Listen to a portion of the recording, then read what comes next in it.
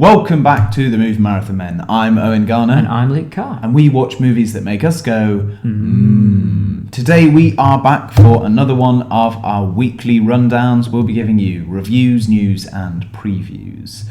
So, as previewed, our review, Warfare. The dust has finally settled on that film.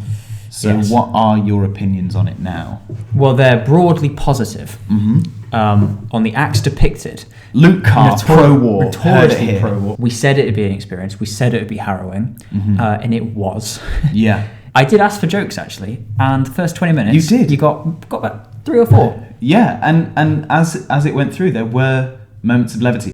Because a lot of war is doing nothing for like a very, very long time. And then suddenly doing everything. And that is kind of what kind of plays out in this film. Well, I was going to say that's exactly in this film. The first 20 minutes, you don't want to say it's boring, but it's trying to be boring. It's really trying to be. Was there actually any music in this film?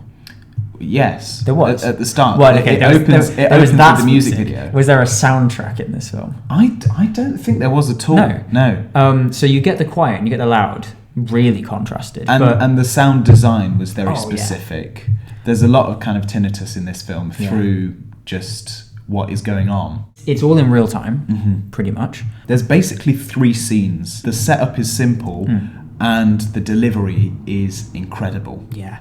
And we asked for maybe a message in this film. There is a bit, as you said to me, about sort of the machismo and that side of it. Yeah. But beyond that, there is not a lot put into this, and that's maybe kind of the point. They don't give a lot of the characters personalization. They don't give you really a main character, and because they never cut away from anything, they really put you in the situation, no matter how horrible it gets.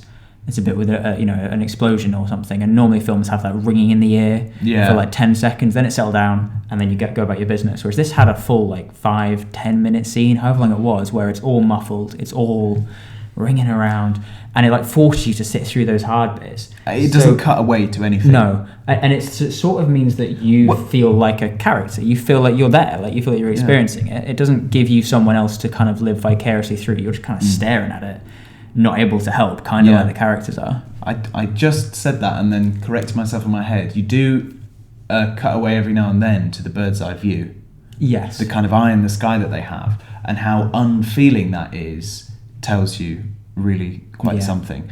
And you see people die on that in ground battles, kind of skirmishes, and they just like a video game. What I likened this potentially to was Saving Private Ryan.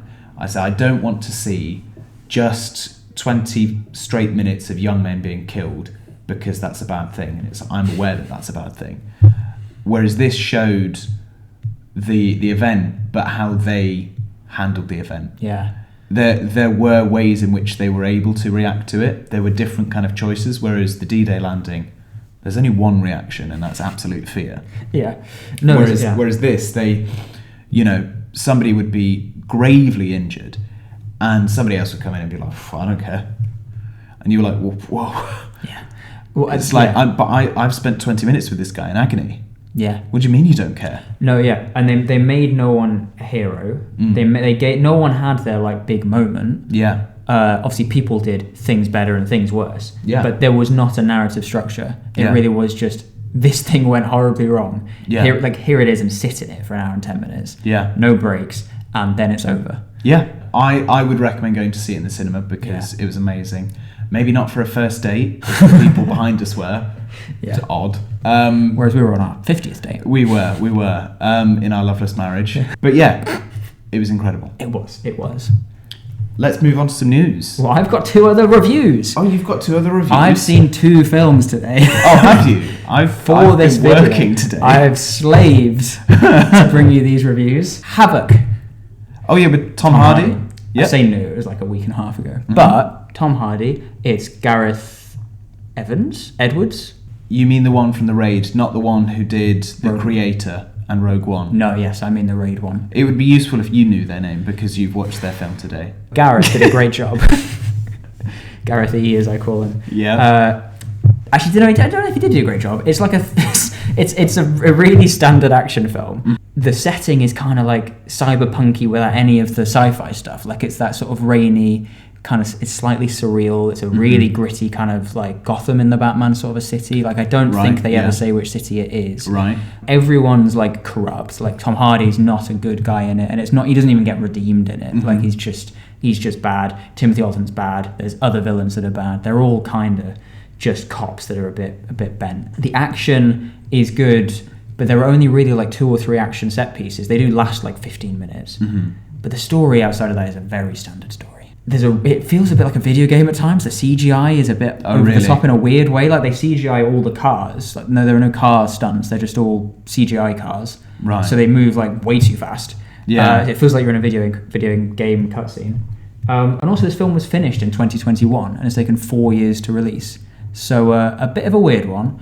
It's such a standard action film. It's not nothing on the Raid, but it's better than a bad action film. Yeah. That's where it sits.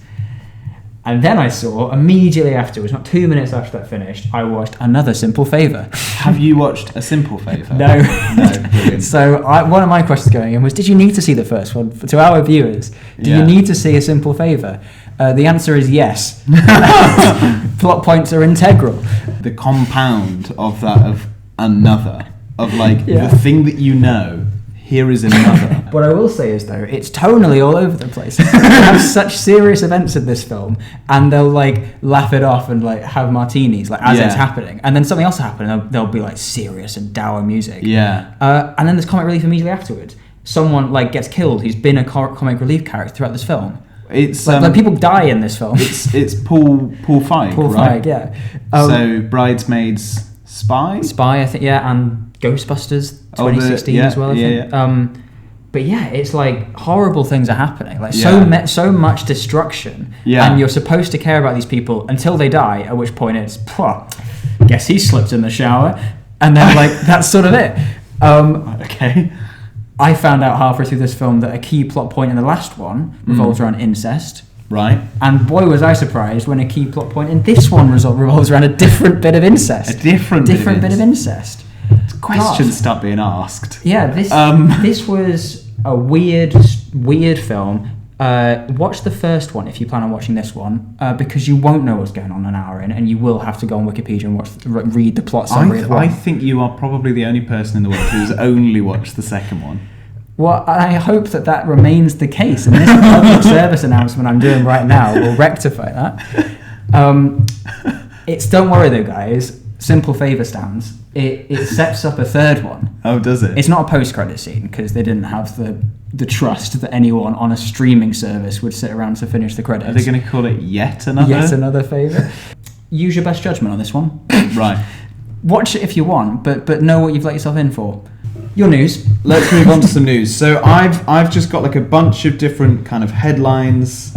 So Dominic Sessa has been cast as Anthony Bourdain. Yes, I see. In a biopic coming out.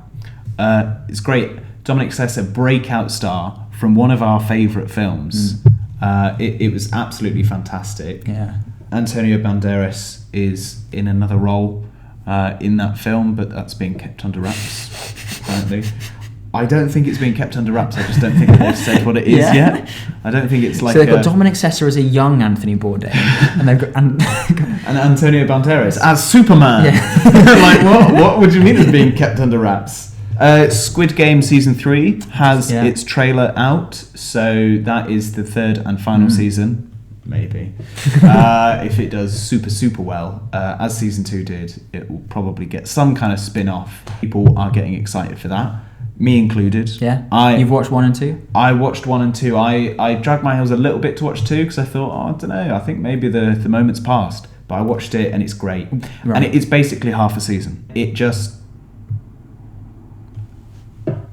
Oh, we're done. It was the Met Gala. It was, yeah. Did you see any of the looks? Oh, I saw a few of them. Let me just rack my brains. I saw Lisa from Blackpink wear Rosa Parks on her pants. Sentences that would send a Victorian child into a coma. I mean, I saw some great looks. Coleman Domingo always looks fantastic.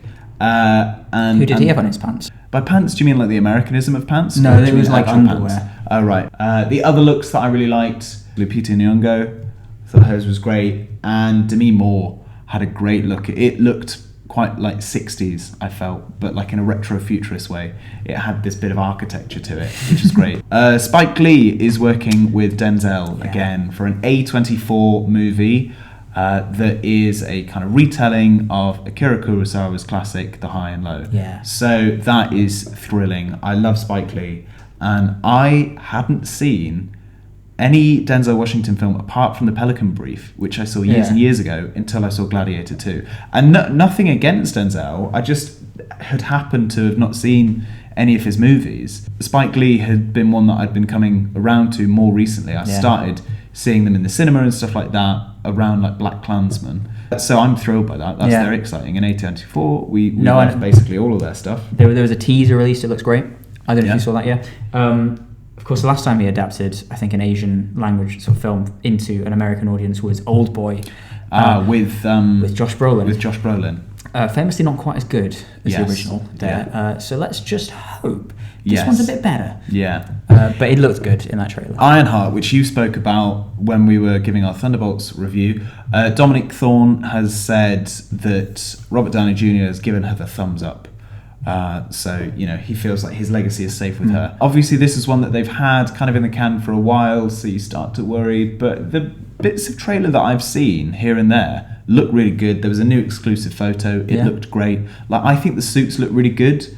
They look more tactile than they have done. I'm just hoping that with Ironheart, they're kind of going back to formula. Back to formula! I hope that they'll have gone back to formula with the original Iron Man. They're kind of looking at that and going, okay, how do they make that? That's what I'm hoping. In similar levels of gravity to news, only 2 hours ago, the Beekeeper 2 was announced. Oh God, you're excited, I can tell. No, I'm really not. No, I need to stop talking about it just so that you don't go overboard here. So I'm buzzing with excitement. The Toxic Avenger. Yes, I am thrilled. And I'm not talking about Jeremy Renner. I have wanted to see this. It has been announced for like 3 years, maybe. No, it has. It was 20. It's been filmed. It was 2023. It was at a festival. It's I think supposed to be coming out now August time this year. It got its rating, its age rating. Yeah. Not classified. Love it. Beyond 18. I'm so excited for this film. It looks Elijah Wood, absolutely Peter crazy. Dinklage, others.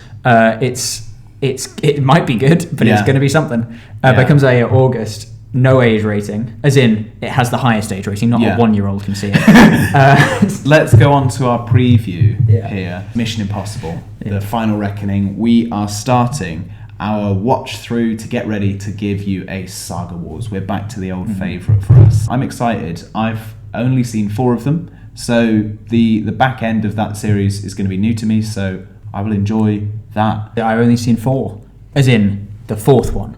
Right. So I'm excited to get some context for that viewing that I had about 5 years ago. Yeah, that's fun. And see what comes next. But no, they've broadly got good reviews, I think. One of them definitely doesn't. Well, they keep making them. But something's happening. Yeah. I've got 8 impressive stunts to look at, because that's most of the marketing every single time. Yeah. I don't know what the marketing for this one is. They're trying to hold on to the big stunt for this one. Yeah. With each one. Maybe the biggest stunt of all is making a good movie.